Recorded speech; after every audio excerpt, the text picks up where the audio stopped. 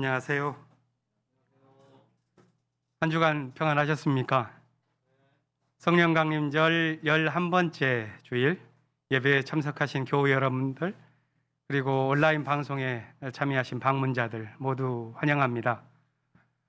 코로나의 또 무더운 날씨에 지내기 매우 힘드시죠.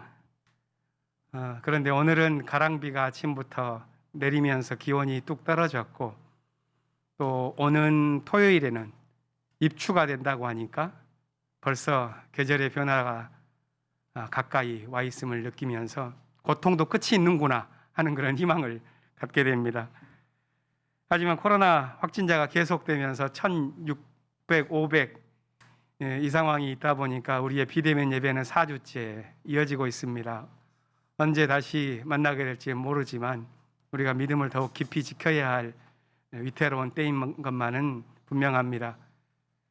아마 추이를 보니까 이번 주 말경에 이르면 전 세계적으로 코로나로 확진되는 사람이 2억 명에 달할 것 같습니다. 이런 상황이다 보니까 우리는 이런 거대 현상을 보면서 문명 자체가 변해야 한다는 그런 필요성을 느끼게 됩니다. 하지만 현실은 힘겹고 또 미래의 전망이 그렇게 밝게 느껴지지만은 않습니다. 하지만 위태로운 시간이 깊어서 우리에게 도전이 클수록 또 새로운 세계를 향한 기회도 있기 마련일 것이니 이 시기에 주님께서 새로운 삶을 위한 전환과 도약을 우리들이 힘껏 해낼 수 있도록 도와주시기를 빌 뿐입니다. 오늘부터는 방송팀이 교체가 되어서 새로 구성되어서 진행되고 있습니다. 잘 해나갈 수 있도록 격려해 주시기를 바랍니다. 그러면 이제 마음 모아서 함께 예배드리겠습니다. 우리가 어디에 있든지 주님께서 모두 우리의 마음을 믿음의 끈으로 이어주셔서 주님께 온전히 나아갈 수 있도록 지켜주시기를 빕니다. 침묵 기도를 드리시면서 예배를 시작할 텐데요. 주님께서 이 징설에 맞추어서 우리 마음속에 당신의 생명과 정의와 평화의 말씀을 담아주시기를 기원합니다.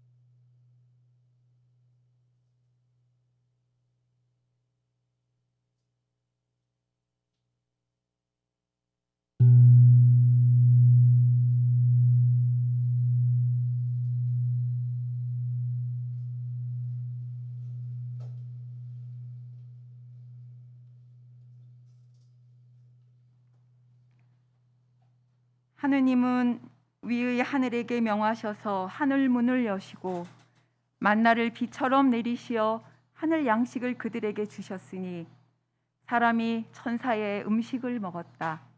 하나님은 그들에게 풍족할 만큼 내려주셨다.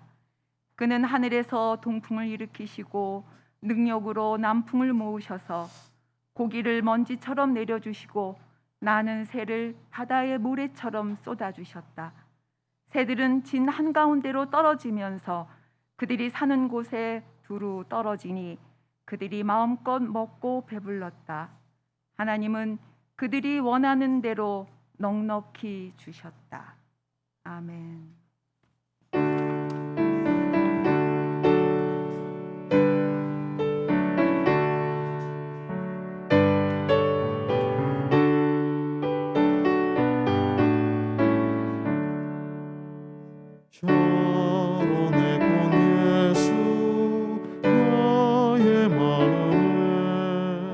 거룩하고 아름답게 비소서.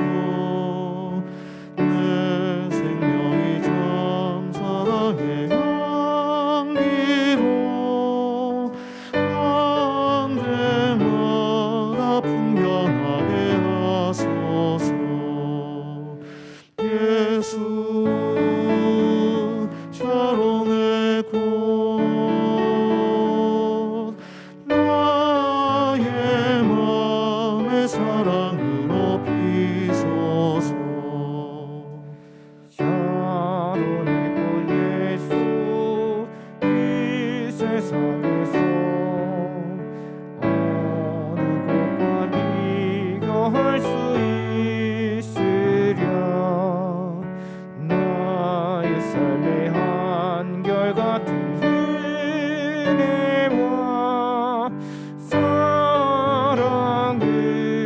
가득하게 하소서. 예수 샤론의 꽃 나의 맘의 사랑으로 비소서. 샤론의 꽃 예수 모든 질병은 한이 없는 능력으로 고치사 고통하며 근심하는 자에게 크신 힘과 소망 내려주소서. 예수 샤론의 꽃 나의 맘의 사랑으로 비소서. 샤론의 꽃 예수 길이 비소서. 주의 영광이 땅 위에 가득해 선한 마음인 주님 앞에 엎드려 경배하며 영광 돌릴 때까지. 예수 샤론의 꽃 나의 맘의 사랑으로 비소서.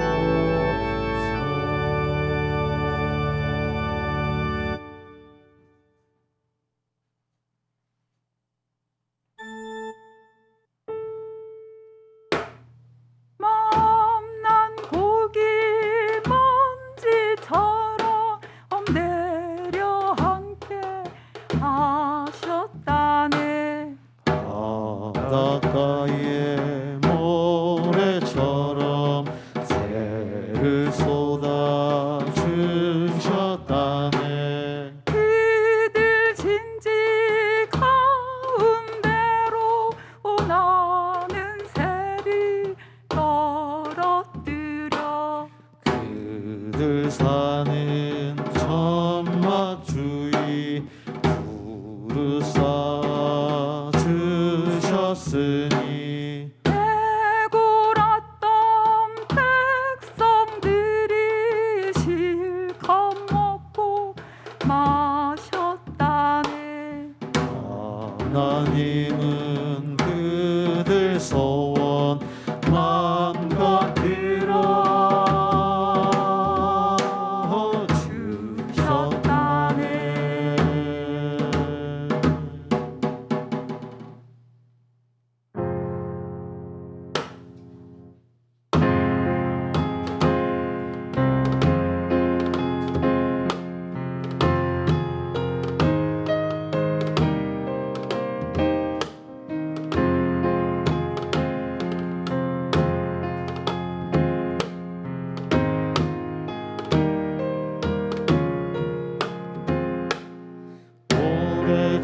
오래전부터 지금까지 지금부터 영원토록 우리는 주의 백성이요 주님은 우리 왕이시니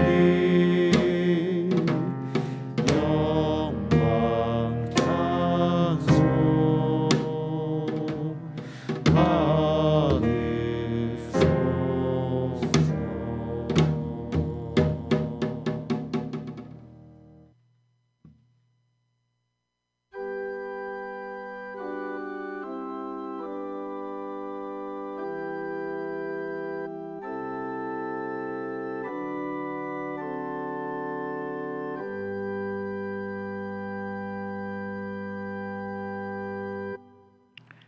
하나님, 저희가 오늘 8월 첫 주의 예배를 드립니다. 코로나 감염증은 전혀 그칠 기미를 보이지 않고 오늘도 지구촌을 마음껏 휩쓸고 있고, 장렬하는 8월의 태양이 우리의 몸과 마음을 동시에 녹여버릴 듯 맹위를 떨치고 있습니다. 이제 막 허물을 벗은 매미들의 합창은 후덥지근한 대기를 뚫고 이제 절정을 향해 치닫고 있습니다. 소박한 일상이 그립습니다. 향린의 식구들이 그저 편안하게 둘러앉아 서로 안부를 묻고 세상살이의 소소한 지혜를 나누며 시원한 물 한 모금 나눠 마시는 그런 코이노니아의 자리만 회복되어도 좋겠습니다. 그런 소박한 꿈을 안고 이렇게 오늘 비대면으로 예배를 드립니다. 그러나 하나님, 이런 안타까움도 사실은 당신께서 주신 이 작고 푸른 아름다운 별 지구를 저희가 제대로 가꾸지 못한 죄의 결과임을 깨닫고 고백합니다. 내가 주님께 죄를 지었습니다. 자복하오니 저희를 용서하시고 저희가 작은 행복의 공동체로 돌아갈 수 있는 길을 가르쳐 주옵소서. 저희가 겸손히 따르겠습니다. 생명의 양식이 되신 하나님, 저희는 몸과 마음에 여러 가지로 허기가 져 있습니다. 늘 부족함을 느낍니다. 그러나 언제부터인가 많건 적건 우리가 가진 것을 나누고 떼어주기보다는 더 많이 가지려는 것이 우리의 습관이 되어 있기도 합니다. 그만큼 우리 영혼은 메말라가고 있건만 그것을 제대로 깨닫지도 못합니다. 이렇게 영혼이 탈탈 털리다가는 결국엔 그리스도인이라는 간판 아래 완악한 율법주의자의 모습만 남지 않을까 걱정스럽습니다. 하나님, 이 숨막히는 염천의 계절에 오히려 우리 영혼이 번잡한 세상사에서 벗어나 스스로를 긴 호흡으로 돌이켜볼 수 있게 하시고, 나의 욕망이 나도 모르는 사이에 내 영혼을 갉아먹고 있지 않은지 살피는 계절이 되게 하옵소서. 하나님 나라를 향한다고 깜빡이를 켜놓고서 실제로는 반대편 만몬의 나라를 향해 맹렬한 속도로 돌진하고 있는 것은 아닌지, 그리고 입으로는 주님이 주시는 하늘의 빵, 생명의 영식을 받아먹기 원한다고 말하면서 실제로는 나 자신의 욕망을 그렇게 위장한 채 스스로를 기만하고 있지는 않은지 성찰하게 하옵소서. 우리 신앙의 허기의 정체를 똑똑히 그리고 솔직히 깨닫게 하옵소서. 저희가 이 여름에 할 일이 아직도 많이 남아 있습니다. 가을이 오기 전에 장마와 태풍에 대비하는 것은 농사꾼의 기본이라고 했습니다. 우리의 신앙도 이 여름이 허망하게 지나가기 전에, 우리네 삶에 찬바람이 불기 전에 그렇게 대비하기를 원합니다. 무엇보다도 우리가 하나님으로부터 받은 우리의 존재를 하나님 앞에, 하나님 나라 사업에 바칠 준비가 되어 있는지 살펴보겠습니다. 내가 가진 것을 이것저것 나누지 않고, 또 남이 어떻게 하는지 따지지 않고, 나의 삶 전체를 새하늘 새 땅의 건설에 바칠 수 있는지 숙고해 보겠습니다. 70여 년 전 향린 공동체를 건설한 선배들의 창립 정신들 가운데 입체적 선교가 바로 그런 것이었다고 알고 있습니다. 그런 자세는 아직까지도 유효한지 혹은 되살릴 수 있는 것인지, 만약 그것이 가능하다면 그 방법은 무엇인지를 저희가 잘 살펴보겠습니다. 하나님, 저희는 지금 광화문 시대를 앞두고 이제 과도기에 있습니다. 명동 시절은 지나갔고 광화문 시대는 아직 오지 않았습니다. 옛 것은 지나갔지만 새 것은 아직 정착되지 않았습니다. 이런 전환의 틈바구니에서 선배들의 유산을 더욱 적극적으로 반추하고 미래의 가능성을 적극적으로 선취해 나가겠습니다. 저에게 밝은 눈을 주시고 지혜와 용기를 허락하옵소서. 새 시대를 궁리하는 모든 향린의 식구들을 축복해 주옵소서. 그들을 통해 하나님의 선교 사업의 새로운 장이 당당하게 마련되고 또 자랑스럽게 펼쳐지기를 기도합니다. 저희가 기도하는 중에 그 길을 충심으로 따라가겠습니다. 하나님 함께 하옵소서. 이렇게 저희가 미래로 달려나가는 일에 지치지 않게 하옵소서. 그리고 그 과정에서 자기를 비워 죽기까지 순종하신 예수님의 모범을 늘 생각하게 하옵소서. 하나님, 오늘도 그런 마음으로 우리 자신을 비우고 그 빈 자리를 당신의 말씀으로 채우고자 합니다. 우리 심령에 오시옵소서.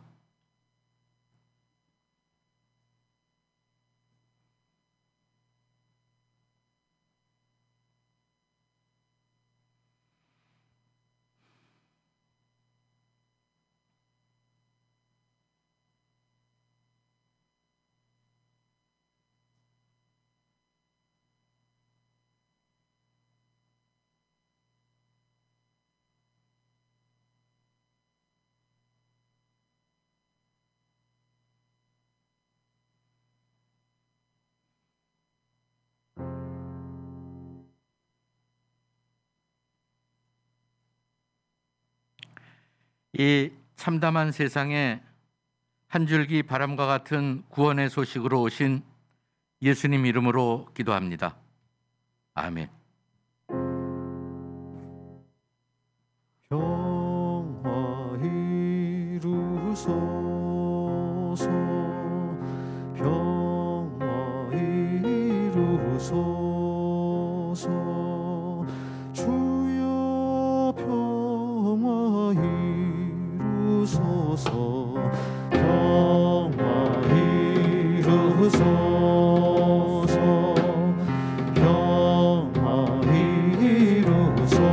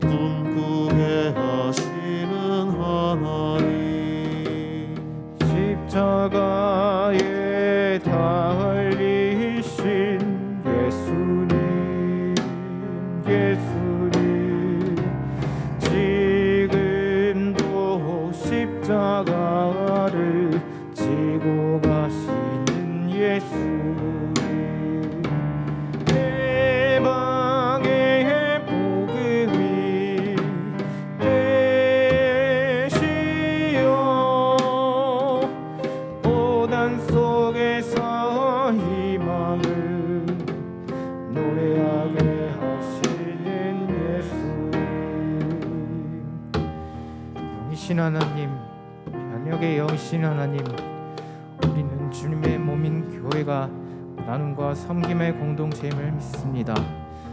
우리는 주님 안에서 정의와 평등과 평화가 이루어짐을 믿습니다. 우리는 주님의 사랑이 우리의 삶을 통해서 나타남을 믿습니다. 우리는 주님의 나라가 우리의 삶 속에서 이루어짐을 믿습니다. 우리는 해방을 위한 주님의 선교 속에서 이루어지는 부활을 믿습니다. 우리는 주님이 보여주신 진리 안에서 날마다 새로워짐을 믿습니다.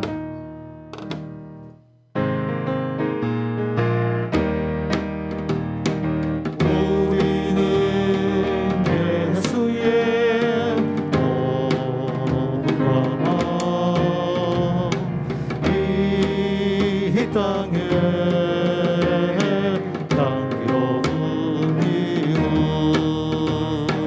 나를 살리고 나를 살리는 생명의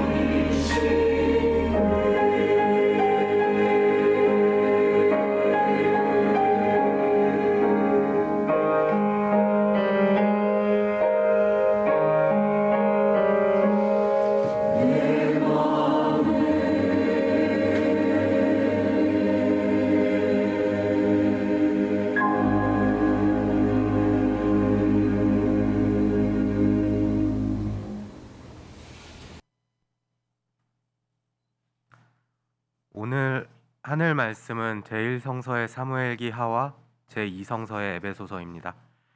먼저 사무엘기하 11장 26절에서 12장 13절 말씀을 읽겠습니다. 제1성서 478쪽입니다.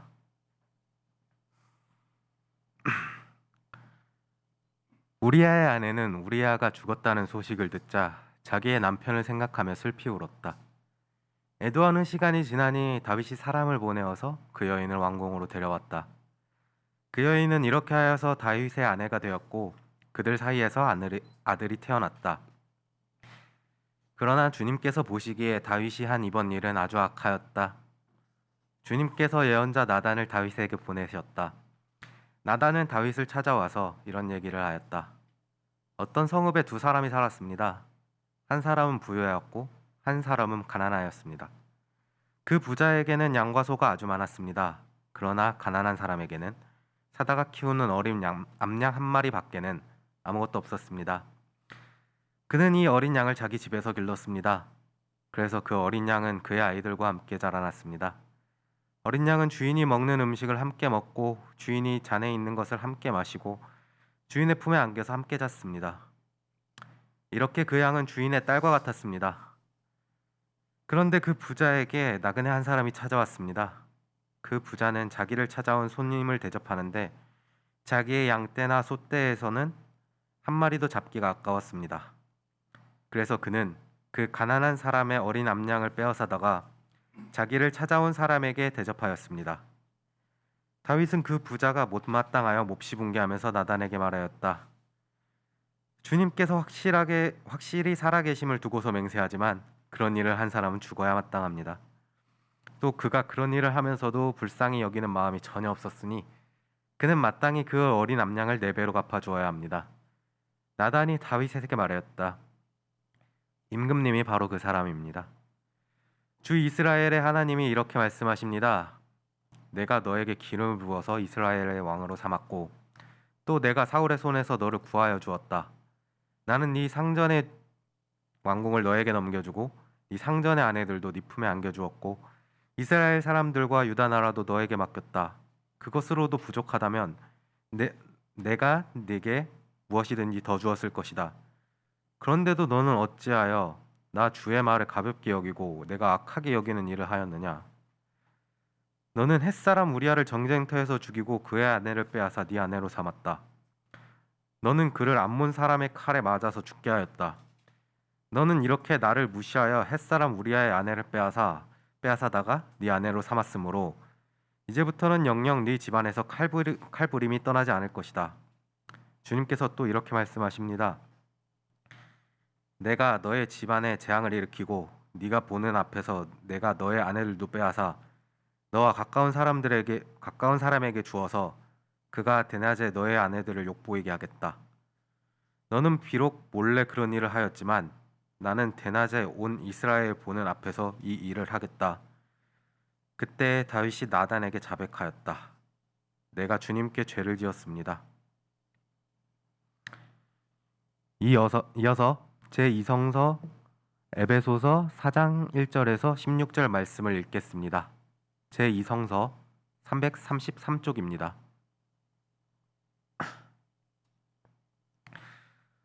그러므로 주님 안에서 갇힌 몸이 된 내가 여러분에게 권합니다. 여러분은 부르심을 받았으니 그 부르심에 합당하게 살아가십시오. 겸손함과 온유함으로 깍듯이 대하십시오. 오래 참음으로써 사랑으로 서로 용납하십시오. 성령이 여러분을 평화의 띠로 묶어서 하나가 되게 해주신 것을 힘써 지키십시오. 그리스도의 몸이 하나요? 성령도 하나입니다. 이와 같이 여러분도 부르심을 받았을 때에 그 부르심의 목표인 소망도 하나였습니다. 주님도 한 분이시요 믿음도 하나요 세례도 하나요 하나님도 한 분이십니다. 하나님은 모든 것의 아버지시요 모든 것 위에 계시고 모든 것을 통하여 계시고 모든 것 안에 계시는 분입니다. 그러나 하나님께서는 우리 각 사람에게 그리스도께서 나누어 주시는 선물의 분량을 따라서 은혜를 주셨습니다. 그러므로 성경에 이르시기를 그분은 높은 곳에 올라가셔서 포로를 사로잡으시고 사람들에게 선물을 나눠 주었다 합니다. 그런데 그분이 올라가셨다고 하는 것은 먼저 그분이 땅의 낮은 곳으로 내려오셨다는 것을 말하는 것이 아니고 무엇이겠습니까? 내려오셨던 그분은 만물을 충만하게 하시려고 하늘의 가장 높은 데로 올라가신 분이 올라가신 바로 그분이십니다. 그분이 어떤 사람은 사도로, 어떤 사람은 예언자로, 어떤 사람은 복음 전도자로, 또 어떤 사람은 목사와 교사로 삼으셨습니다. 그것은 성도들을 준비시켜서 봉사의 일을 하게 하고 그리스도의 몸을 세우려고 하는 것입니다. 그리하여 우리 모두가 하나님의 아들을 믿는 일과 아는 일에 하나가 되고 온전한 사람이 되어서 그리스도의 충만하심의 경지에 다다르게 됩니다. 우리는 이 이상 더 어린 아이로 있어서는 안 됩니다. 우리는 인간의 속임수나 강교한 술수에 빠져서 온갖 교훈의 풍조에 흔들리거나 이리저리 밀려다니지 말아야 합니다. 우리는 사랑으로 진리를 말하고 살면서 모든 면에서 자라나서 머리가 되시는 그리스도에게까지 다다라야 합니다. 온몸은 머리이신 그리스도에게 속해 있으며 몸에 갖추어져 있는 각 마디를 통하여 연결하고 결합됩니다. 각 지체가 그 맡은 분량대로 활동함을 따라 몸이 자라나며 사랑 안에서 몸이 건설됩니다. 다 함께 요한복음서 6장 27절 말씀을 읽겠습니다. 너희는 썩어 없어질 양식을 얻으려고 일하지 말고 영생에 이르도록 남아있을 양식을 얻으려고 일하여라. 이 말씀으로 귀한 깨달음과 결단이 있으시기를 바랍니다.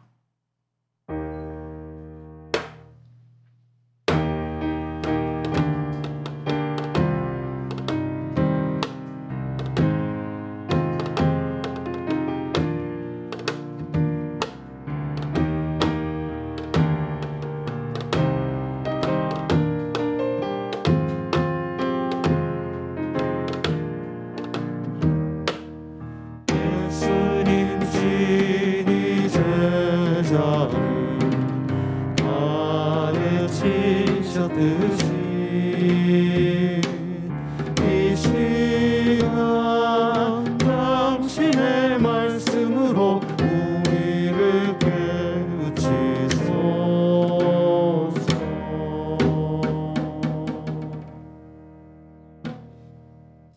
오늘 함께 생각해 보실 복음서의 말씀은 요한복음서 6장 24절부터 35절 말씀입니다. 무리는 거기에 예수도 안 계시고 제자들도 없는 것을 알고서 배를 나누어 타고 예수를 찾아 가버나움으로 갔다. 그들은 바다 건너편에서 예수를 만나서 말하였다. 선생님, 언제 여기에 오셨습니까? 예수께서 그들에게 대답하셨다. 내가 진정으로 너희에게 말한다.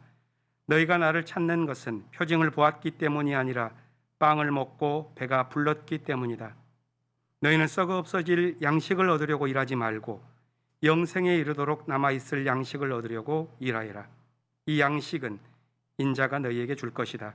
아버지 하나님께서 인자를 인정하셨기 때문이다. 그들이 예수께 물었다. 우리가 무엇을 하여야 하나님의 일을 하는 것이 됩니까? 예수께서 그들에게 대답하셨다. 하나님께서 보내신 일을 믿는 것이 곧 하나님의 일이다. 그들은 다시 물었다. 우리에게 무슨 표징을 행하셔서 우리로 하여금 보고 당신을 믿게 하시겠습니까? 당신이 하시는 일이 무엇입니까? 그는 하늘에서 빵을 내려서 그들에게 먹게 하셨다 한 성경 말씀대로 우리 조상들은 광야에서 만나를 먹었습니다. 예수께서 그들에게 대답하셨다. 내가 진정으로 너희에게 말한다. 하늘에서 너희에게 빵을 내려다 주신 이는 모세가 아니다. 하늘에서 참 빵을 너희에게 주시는 분은 내 아버지시다. 하나님의 빵은 하늘에서 내려와 세상에 생명을 주는 것이다. 그들은 예수께 말하였다. 주님, 그 빵을 언제나 우리에게 주십시오. 예수께서 그들에게 말씀하셨다. 내가 생명의 빵이다. 내게로 오는 사람은 결코 줄이지 않을 것이요 나를 믿는 사람은 다시는 목마르지 않을 것이다. 이는 주님의 말씀입니다. 마음의 새겨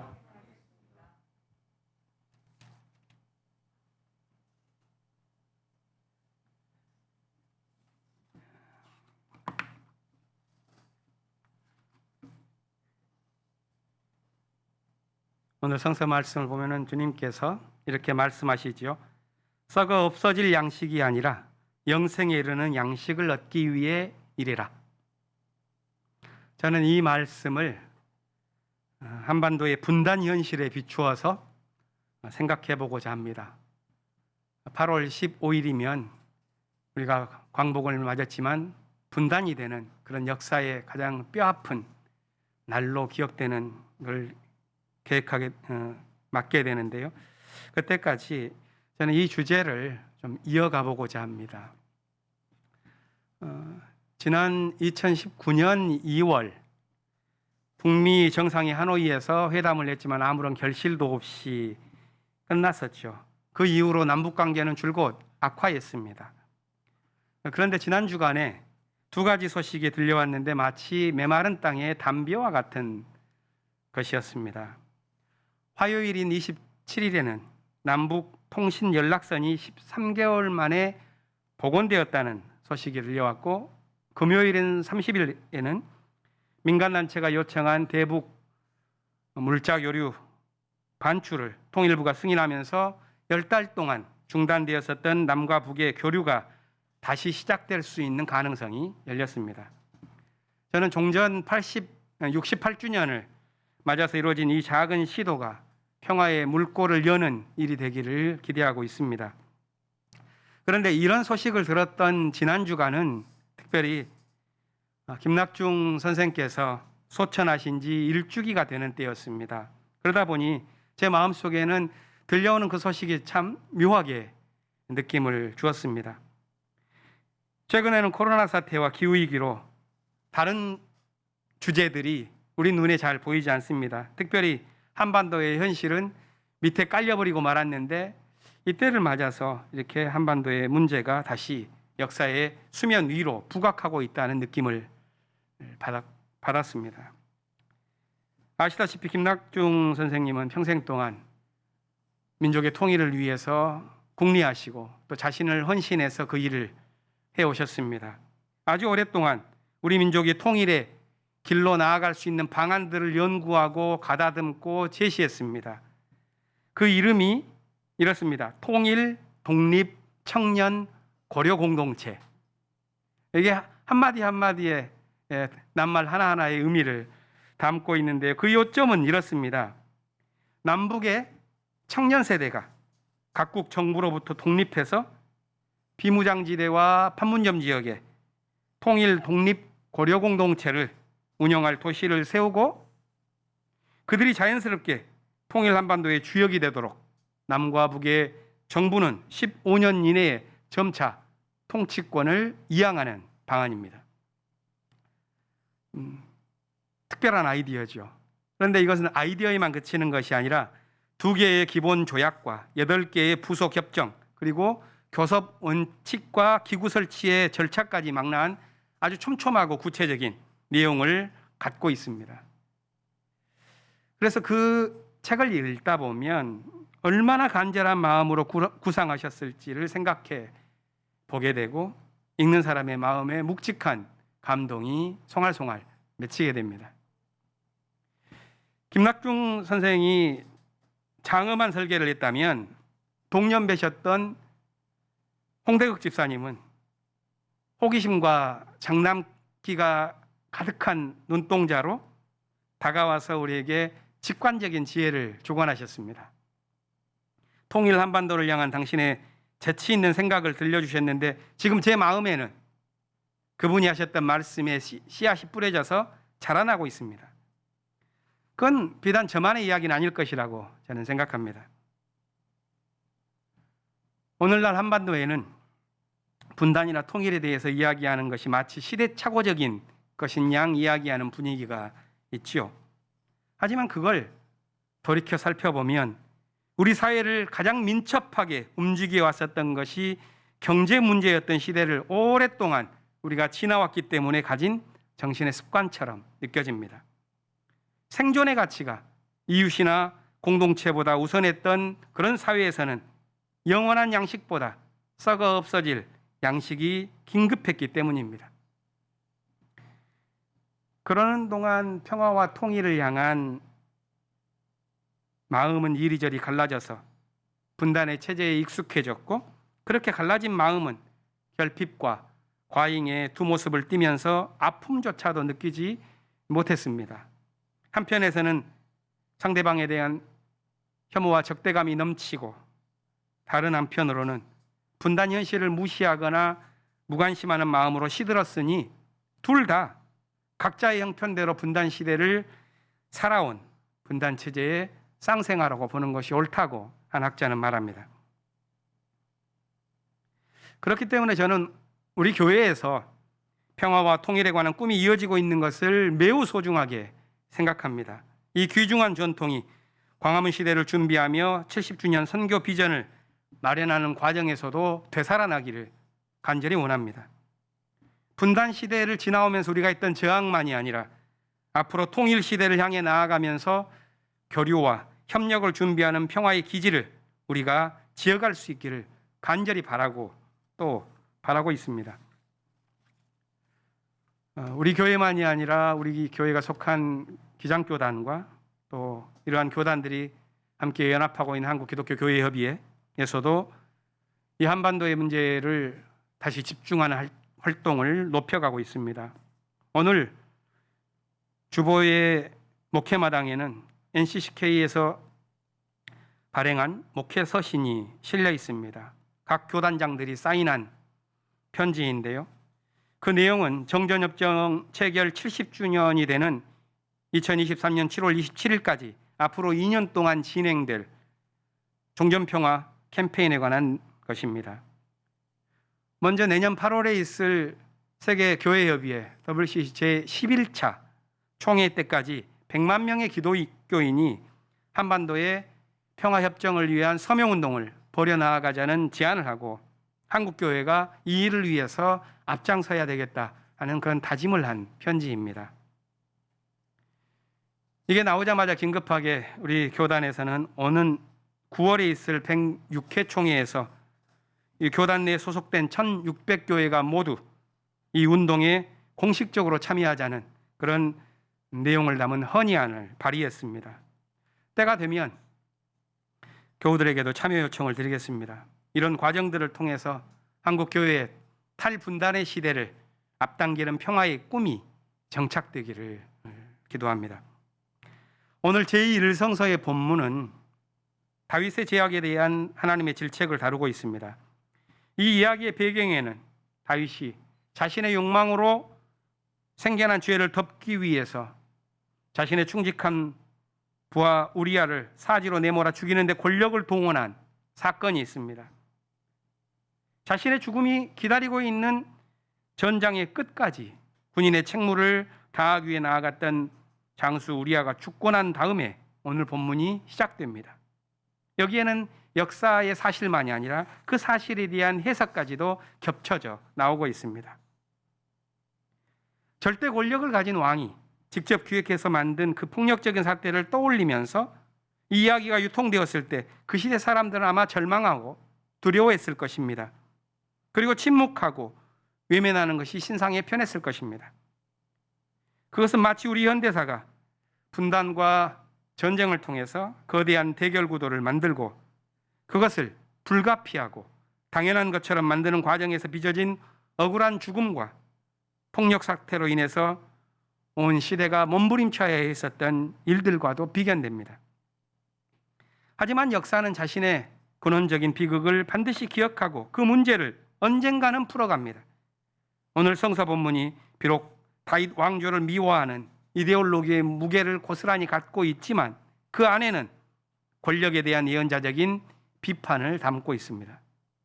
아마도 그것을 가능케 한 것은 폭력적인 질서에 자포자기하며 무감각해지기보다는 억울한 역사를 잊지 않고 전승했던 살아있는 정신이 있었기 때문일 것입니다.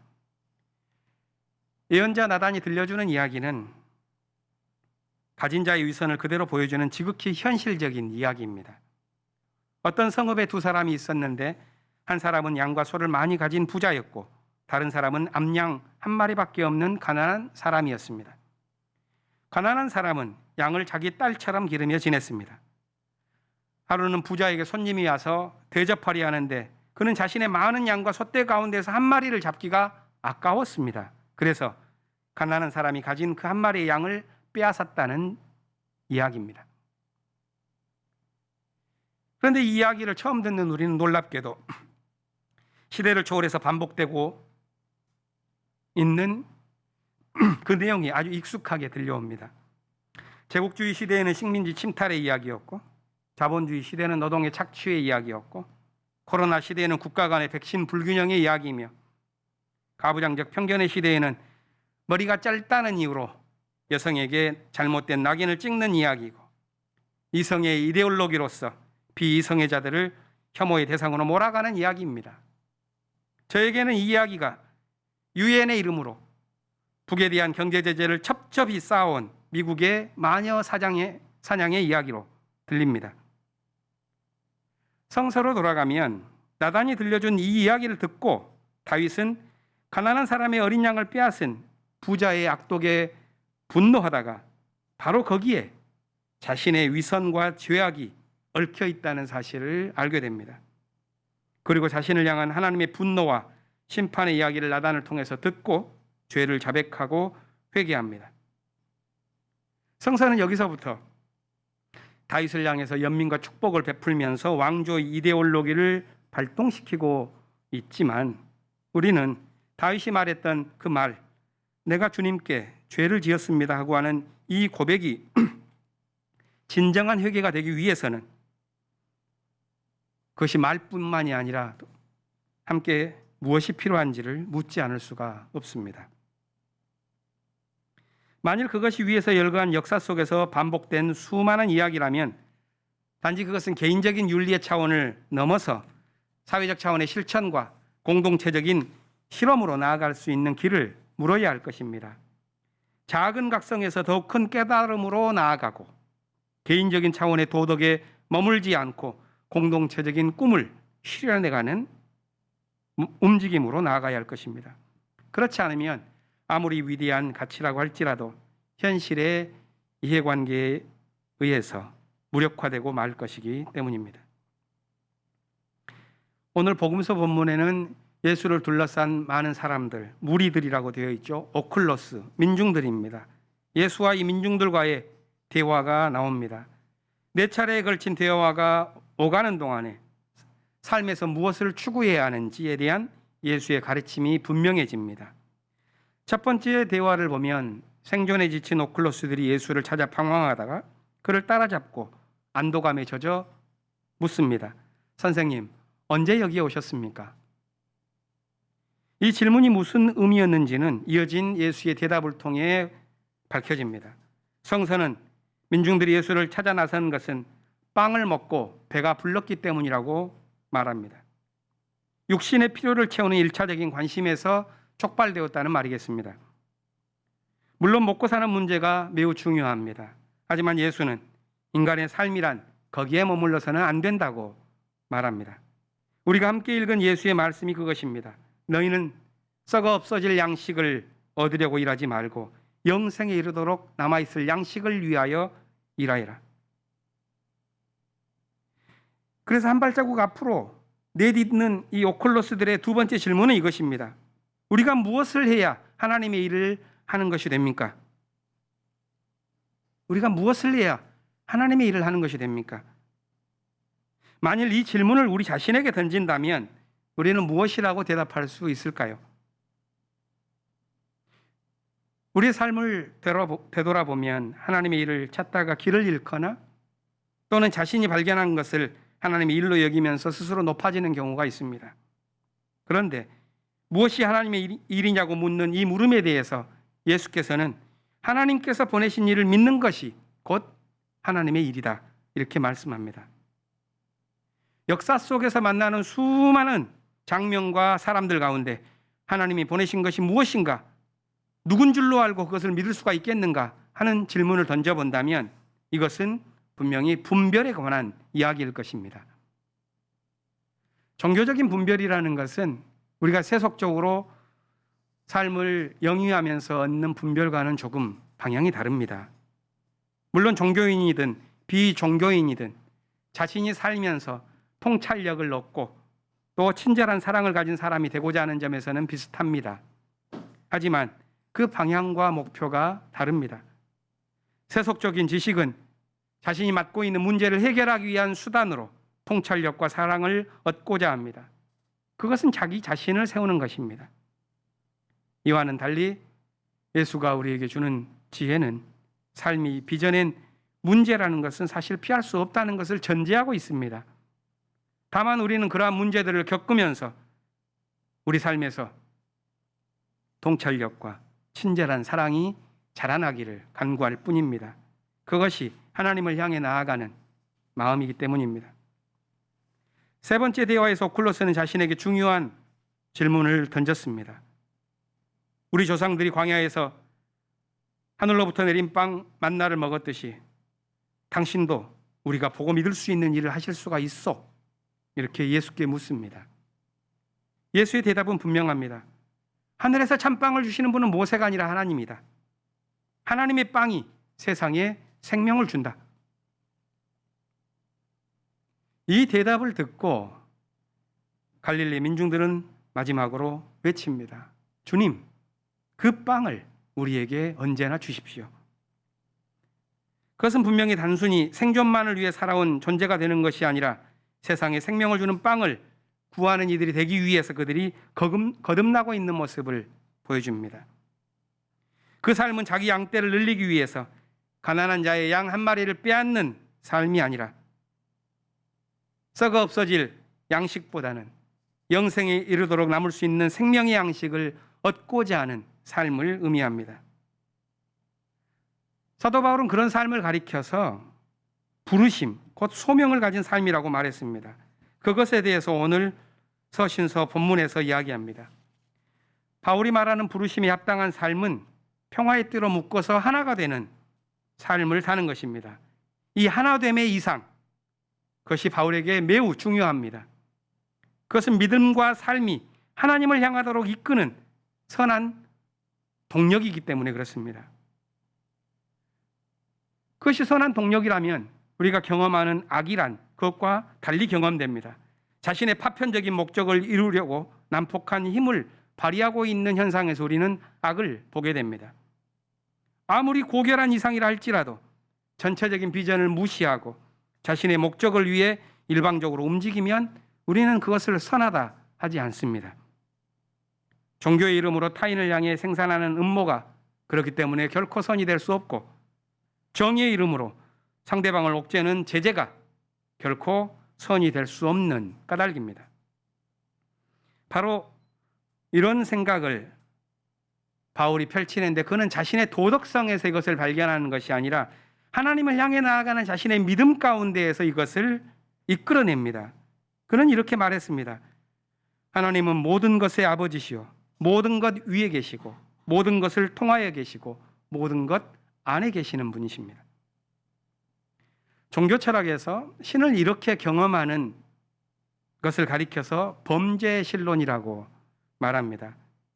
그것은 기적을 추구하는 종교가 가지고 있는 초자연주의적인 유신론과도 다르고 철학자들이 가르치고 있는 범신론과도 다릅니다. 성서의 역동적인 믿음이 발전해서 다다른, 그래서 정립된 종교적인 세계관이 바로 이 범죄신론입니다. 하나님께서는 모든 것을 통해서 계시고 모든 것 안에 계시고 모든 것 위에 계신다는 믿음입니다. 바울의 주장처럼 하나님이 이렇게 만물의 어버이와 같은 분이라면 그분을 향해 나아가는 믿음이라는 것은 그분을 모시고 공동체를 조화롭게 세워나가는 삶을 통해서 이루어질 것입니다. 각자 우리는 부족하지만 은혜의 분량대로 자신의 고유한 역할을 하면서 그리스도의 몸을 세워가는 것입니다. 이 일을 위해서 필요한 것은 바울은 믿는 일과 아는 일에서 하나가 된 온전한 사람이 되는 것이라고 말합니다. 경계해야 할 것은 유치한 수준에 머물러 있는 것입니다. 그것은 믿음과 지식이 따로 노는 상태를 의미합니다. 그럴 경우에는 온갖 교훈의 풍조에 흔들리며 이리저리 밀려다니는 삶을 살게 될 것이라고 본문은 경고합니다. 온갖 교훈의 풍조, 영어로는 every wind of doctrine 이럽니다. 온갖 교훈의 풍조를 끌어내리는 것은 왜 그렇겠습니까? 그것은 자기를 내세우려는 야망이 빚어내는 그런 언어 도단의 삶이라고 하겠습니다. 만일 그런 풍조에 휩싸일 때 공동체는 앓게 됩니다. 바울의 마지막 권면은 그리스도를 머리에 두고 각자 지체가 되어서 서로 연결된 공동체를 이루는 것, 한마디로 사랑으로 몸을 건설하는 것입니다. 바로 거기에 영원한 생명에 이르게 하는 양식이 있기 때문에 그렇습니다. 오늘 말씀을 마무리 짓기 위해서 성서에서 다시 현실로 돌아옵니다. 분단 시대를 사는 동안 우리 사회는 남과 북이 어우러지는 전체적인 비전을 이뤄왔죠. 자신만의 목적을 이루려고 하는, 남은 남대로 북은 북대로 거친 힘에 의존하는 습관에 익숙해졌기 때문에 거기에 사는 사람 역시도 그것이 습관이 되었습니다. 그 모습에 대해서 백낙청 선생은 한 10년 전쯤 이렇게 말합니다. 이해타산을 위해서 분단 현실을 맹목적으로 활용하고 있는 수구 세력만이 아니라 진보 진영 일각에 있는 인식들, 그걸 가리켜서 이렇게 표현합니다. 후천성 분단 인식 결핍 증후군, 이것을 극복해 내야 한다고 말합니다. 저는 오늘 성사 말씀의 기초에서 한반도의 평화와 통일에 관한 생각을 교우들과 나눴습니다.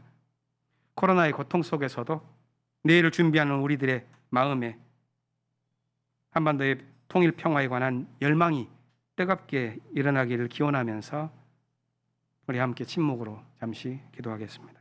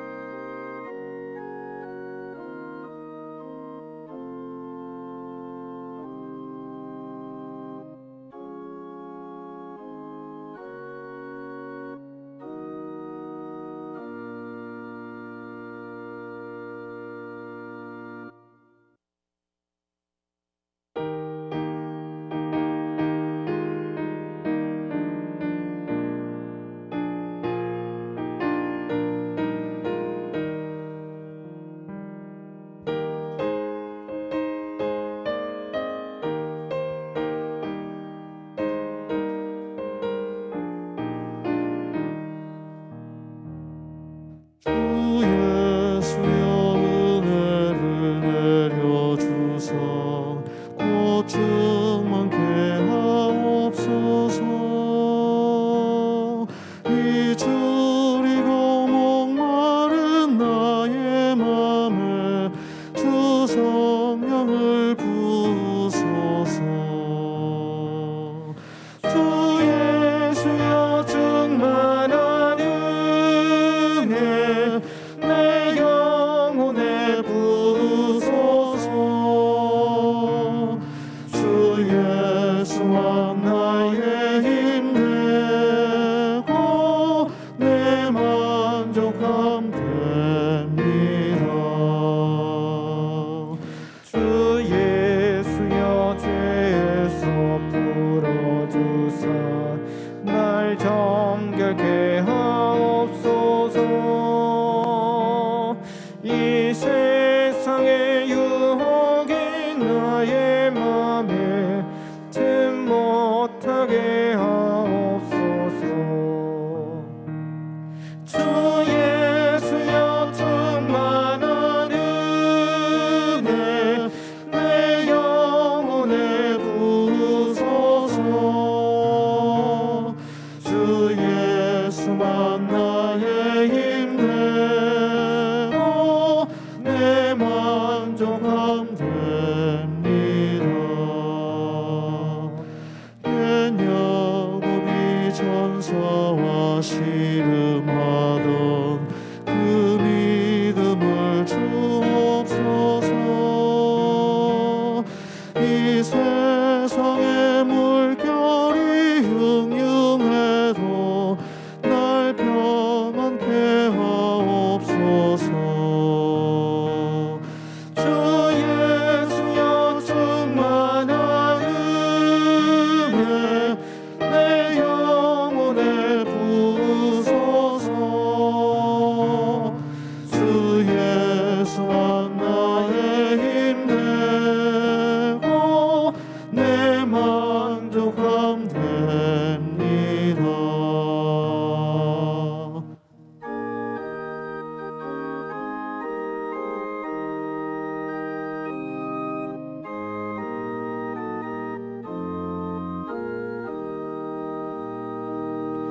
주 예수여 완전한 주의 사랑 나 받기를 원합니다. 그 사랑이 내 맘에 충만하여 날 기쁘게 하옵소서. 주 예수여 충만한 은혜 내 영혼에 부으소서. 주 예수만 나의 힘 되고 내 만족함 됩니다. 내 마음에 임하신 주의 성령 늘 계실 줄 믿습니다. 그 은사를 나에게 부어주사 주 섬기게 하옵소서. 주 예수여 충만한 은혜 내 영혼에 부으소서. 주 예수만 나의 힘 되고 내 만족함 됩니다.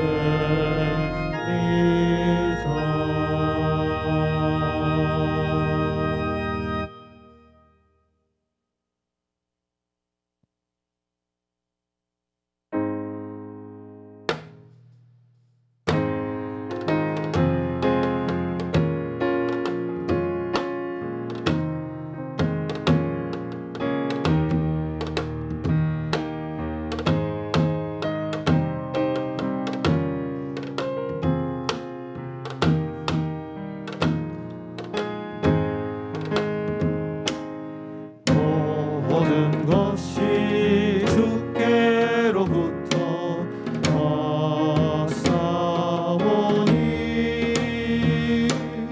우리의 정성한 내 모아 바치나이다.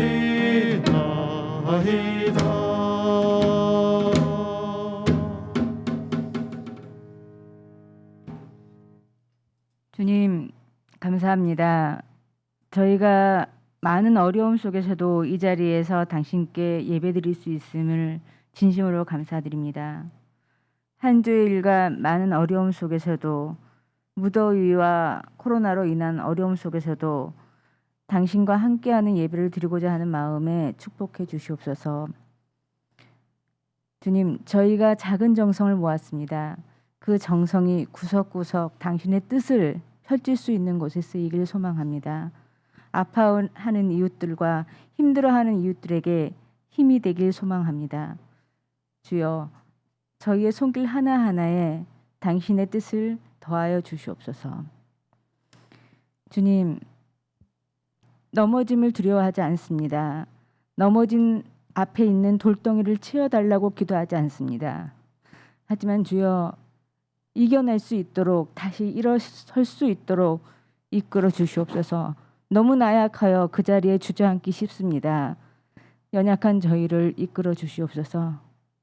추락이 먼저 있고 그 이후에 회복과 회유를 통하여 당신을 보여주시는 주님, 저희가 당신의 마음을 더 깊이 깨달을 수 있도록 이끌어 주시고 강한 영으로 일어날 수 있도록 이끌어 주시옵소서.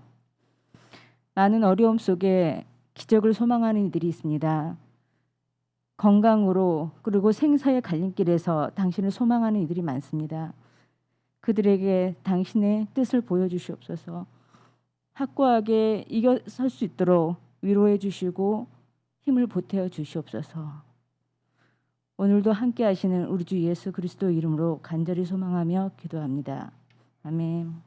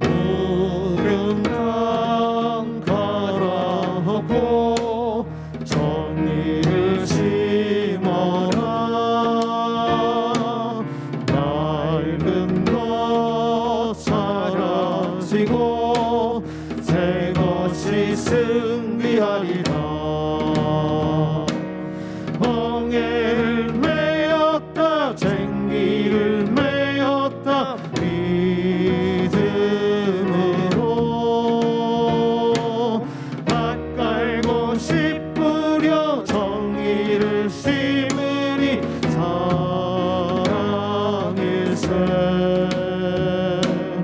사랑의 사도들이 함께 힘 모으니 새날이 가깝도다 그 소리 크게 울려라 멍에를 메었다 생기를 메었다 믿음으로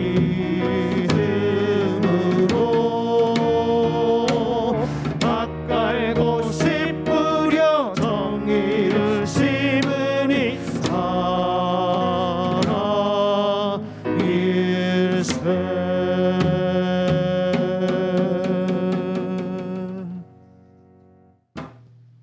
파송의 말씀을 전합니다. 예수께서 말씀합니다. 너희는 썩어 없어질 양식을 얻으려고 일하지 말고 영생에 이르도록 남아있을 양식을 얻으려고 일하여라. 갈라진 한반도의 아픔을 치유하는 평화와 통일의 꿈을 영원한 양식으로 삼고 선교적 사명을 다하는 신앙 공동체와 우리의 삶을 힘껏 세워나갑시다. 축복 기도를 함께 나누겠습니다. 주 예수 그리스도의 은총과 하나님의 사랑과 성령께서 이루어 주시는 친교가 우리 가운데 영원토록 함께 있기를 주님의 이름으로 축원합니다. 아멘.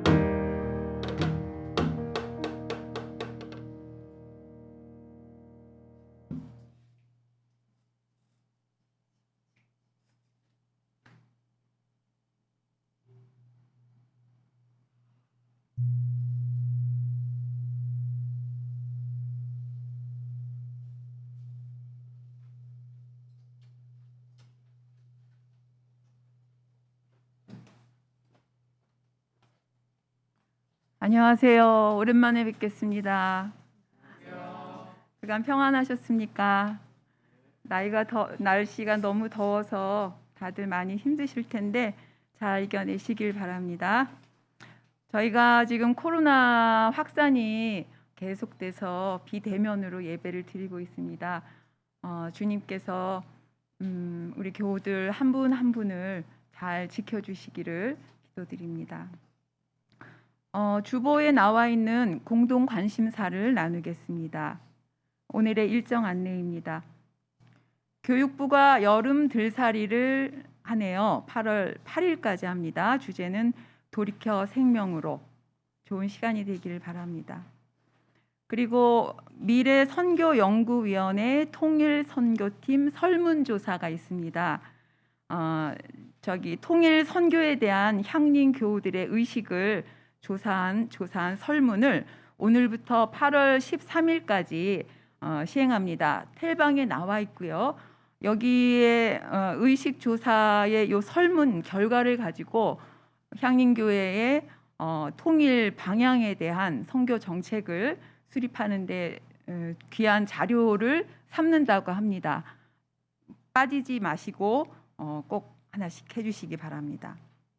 장학 헌금 및 장학금 신청이 있습니다. 8월 23일까지이고요. 김정은 목사님께 문의해 주시면 됩니다. 들령 농산물 판매가 있습니다.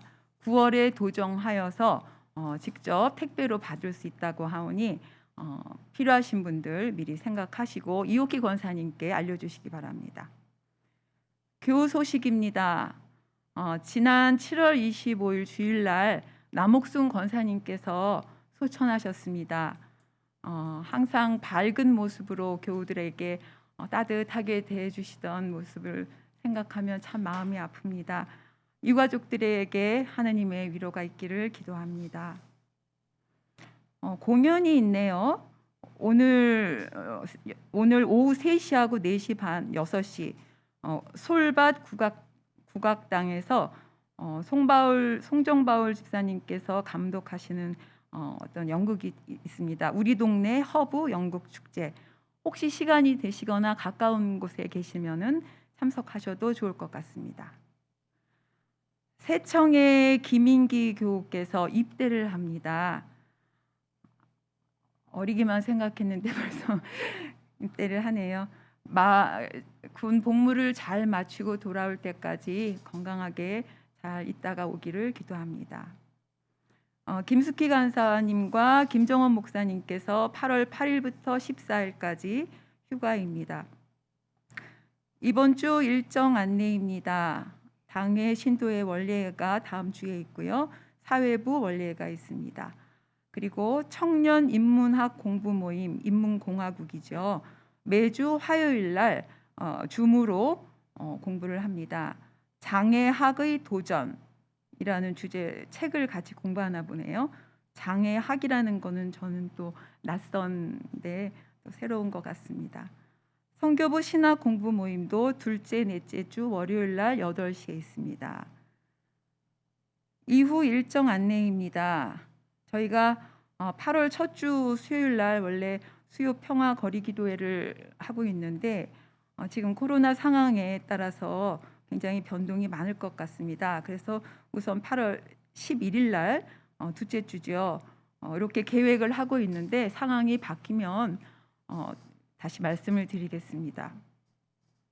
그리고 에큐메니칼 소식으로 넘어가겠습니다. 안병무 학교 안병무 기념 사업회에서 하는 활동 중에 중요한 한 부분인 것 같습니다.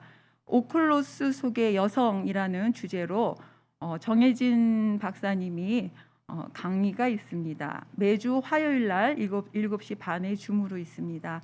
관심 있으신 분은 참석하셔서 같이 공부하시면 좋을 것 같습니다. 남북 철도 있기 한반도 평화 대행진이 지난 4월 27일부터 7월 29일까지 계속됐던 거로 알고 있는데 지금 거리 두기가 너무 코로나 상황이 안 좋아서 지금 1인 시위로 바뀌었고 그리고 상황이 좋아지면 다시 또 어떤 움직임을 할 계획인 것 같습니다.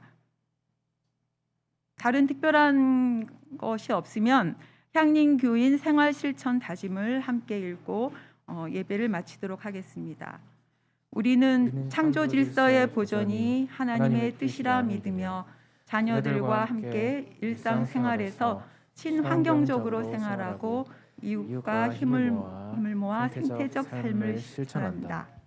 모두 평안하십시오.